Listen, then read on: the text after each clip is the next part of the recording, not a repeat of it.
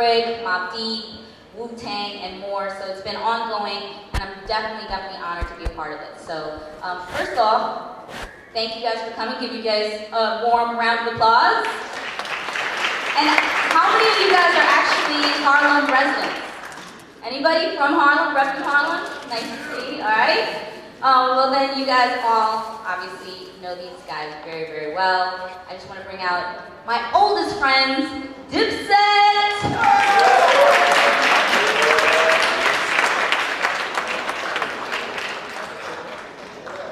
Oh Lord, here we go.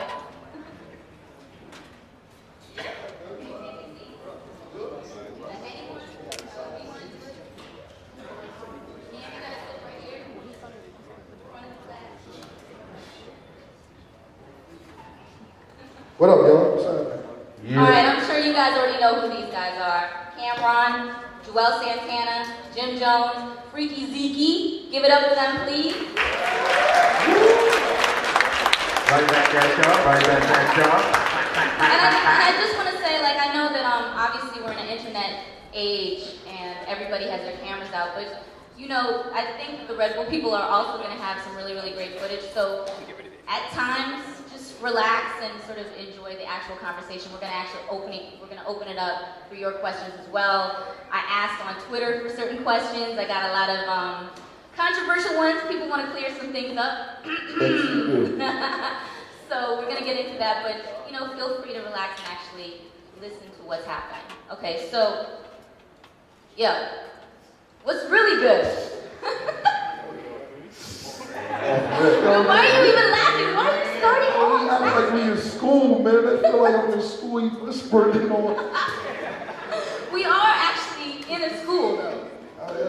Harlem School of the Arts. Did you guys ever come by here? Like, have you ever been in this? I've never been in this. Been a couple weeks next door. A couple weeks. Wow. I swear to God, all of us, we Harlem from the heart. I never knew this was a school right here. I didn't even know what was going on when they said be here for a school. We just said, only time we ever posted up on this block across the street, God bless, is a funeral. Exactly. Benta's funeral home, legendary funeral home. Church. Right, in the church. Well. But this is dope, being in here for the first time. It's beautiful. And Jimmy goes to church Christmas and New Year's, right? That's basically it. Not put me out there like that. Do it, yeah. He would always tell me that. I say my prayers and I try to get to church. I try, but we definitely made a tradition that we definitely get to church for New Year's above all. Right. No matter what goes on, and that's been a tradition that me, Cam, Joel, Zeke, we all started years ago. You don't have to be in church to have church. That's true. Church. You dig me? I do think that it's kind of weird to be here in Harlem. You guys are obviously from here and know every nook and cranny of Harlem, but you've never been inside this art school. Do you feel like Harlem is a very different place now? Like, are you a stranger in Harlem? Never could be a stranger, but it's changing. But I mean, if you don't, that's like if you're not around, you're not going to see the changes. We see the changes as they happen. So I like the changes. It's pretty cool down like Applebee's on 2nd, you know, all these little restaurants on 8th Avenue, you know what I mean? They clean it up. I think it's cool. Gentrification, that's what they call it, right? It is, yeah. But has it changed what you like?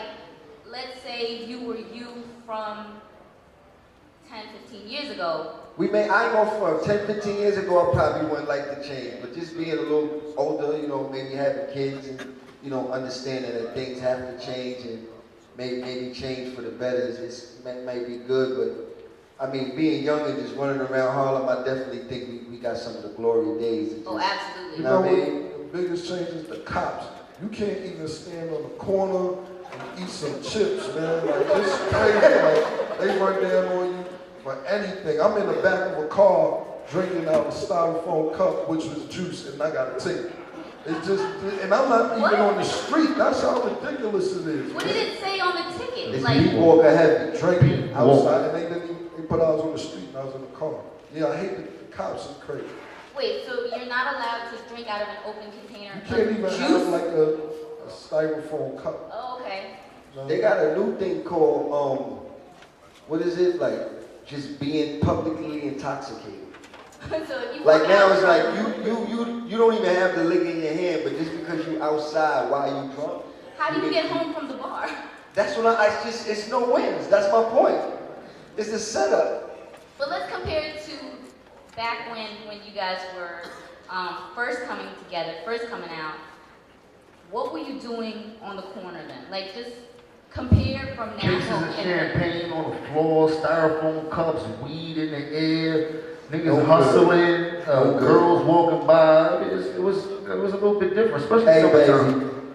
Summertime is the best time in Harlem. Like I used to look forward to the summer times. At least the days that we were here, we wasn't on the road. Now you know what changed a lot too? Block parties. They shut the block parties down at 6 o'clock now. Block parties used to last till 12, 1 in the morning, and like Four, 4, yeah, depending on who block it was. And you know what I'm saying? Now it's like 6 o'clock. Like he said, it's 40 police throughout the block. Once they say go, you either go or you go to jail.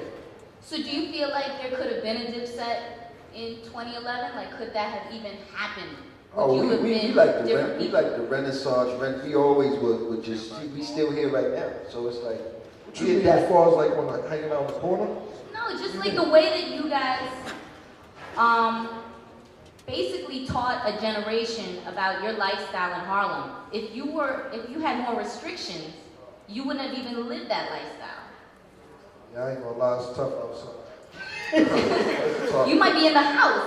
Yeah, we used to be on 145th and Broadway doing some wild stuff, so I don't even think you can do that when we was doing it. We had the beach chairs out there, remember, Fleet? Nah, yeah, Beach chairs on Lennox 145th. Ave. But a lot of things changed, but don't get it twisted. The kids is still wild. Okay. It's the generation, they probably starting actually younger, I think, than you know, our age. Because now you got them at 9 and 10, they know everything, you know, some of them in gangs. So just as much as you got the the ones that's going down the right path, you still got a set of kids that's really like, wow, like, you know what I'm saying? You know, it's almost like the way that you guys had more time, let's say, just using the block party as an example, you had more time, you had until 4 a.m. to start some shit, right? Now, everybody has to condense it. Everything is moving faster. So if you're wild, then you have to get wild faster. Like you're doing. Oh, they don't mind. You're doing your dirt. They don't mind. That's what I'm saying. Right. It's like that. They getting wild faster and wilder. It was because before you had to go outside to see what was going on. Now you just turn on the internet and you get wild in your house. Oh, this what they doing out there? Or you used to have to go outside for beef. Now you get into beef on the internet, and when you go outside, it's like, it's there. what's happening? You know what I'm saying? So Where the beef? it's just like a change, but it's kind of like the same thing. The other thing I think that was different for you guys is you came into your teens right after an era for Harlem that was legendary, right? So you guys were living basically the lifestyle that you watched growing up, which might never happen again. Those days of Alpo and Rich Porter and seeing, you know, a drug dealer drive down the street. I'm gonna cut you off. They're a little bit older than me, so they not. I mean, I ain't they that was old. I there, never right? met Rich Porter or Alpo. But you were hearing the stories and you were seeing the cars and you were Yeah, hearing of course. the party. That story legendary, but I ain't even never eat one of them. I have no idea what's going on over here. Yeah, they But Jimmy, you're about to be put in detention. We're in school. He thought I was trying to call him an old head just now. That's what you get with a haircut. They always knew I was the young one, the baby. You know what I'm saying? Oh, Yes, She tried to young fella. yes, you are. Always Still a big. young fella. But yeah, so I think that you guys, if you can talk about the influence that the Harlem streets had on what you wanted to talk about, what you were influenced by, what you aspired to, what your goals were, because you were seeing more like a wild lifestyle, extravagance, fashions, and all of this stuff that we will never sort of see on the streets like that again. I mean, we were fortunate enough to put the official soundtrack to Harlem as far as painting the picture of what we witnessed, our good times, our bad times, the people that we looked up to, the things that we saw when we looked out our window, the things that we did when we came outside. And this is what we put all into our music, and we was fortunate enough to be able to witness an era. Might not have been a part of that era, but we was fortunate enough to witness an era that led us to do what we're doing today. Like, we were lucky. Where we from, you got a chance to sell drugs, or you got a chance to make it out of the hood by going to school. Going to school is usually not the first option. Selling drugs is. When we got famous, or when we got a first deal, this was like in between of like, yo, it's either to make money, we gonna go hard in the streets, or we gonna take this opportunity serious and go all the way to the top and make some money and let them know how instrumental the streets was to us and how we would like to give back. And maybe we can lead by example. Can you give me an example specifically of things that you saw coming up that you were like, I'm gonna, one way or another, maybe it's gonna be through rap, I'm gonna live like that. That's what I want. I want, you know.